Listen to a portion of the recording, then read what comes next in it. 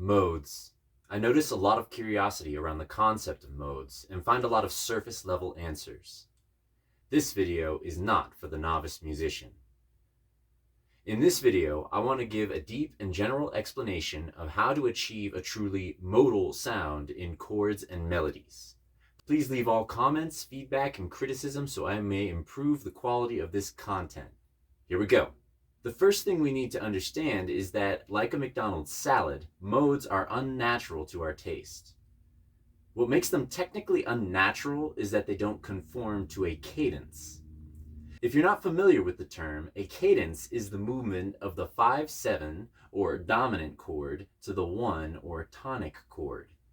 The reason we gave this chord movement a special name is that, like your troubled uncle, the dominant 7th chord has an overwhelming urge to move home to the tonic chord.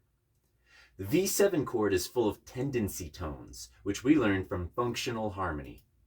Check this out. Here are the natural notes of both the minor and major scales. I'll highlight the notes of the tonic chords, and I'll highlight the notes of the dominant chords. Sidebar, a truly dominant E chord should have a G sharp to make it a dominant 7, but more on that later. Do you see how much sound space is taken by these chords? Kind of like your parents, our ears have expectations about this stuff. So when we play a C major chord, and then begin using the notes of a G dominant 7 chord, the B, or leading tone, pulls to C the strongest. The D, or supertonic, falls in to C strongest. The F, or subdominant, falls in to E or C. And just like parking in California, there's not much room to wiggle. These are the rules of classic tonal music.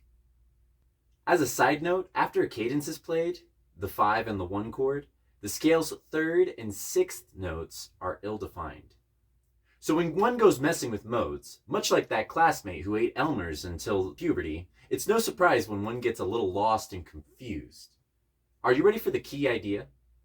Modes are non-tonal. That's their definition. They're not tonal, which is why they're so tricky. When using intuition, one will tend to play tonally. One will go where these notes were designed to go. That is, unless there's a background exposure or knowledge, like, say, the blues. But modal music fights against those inclinations.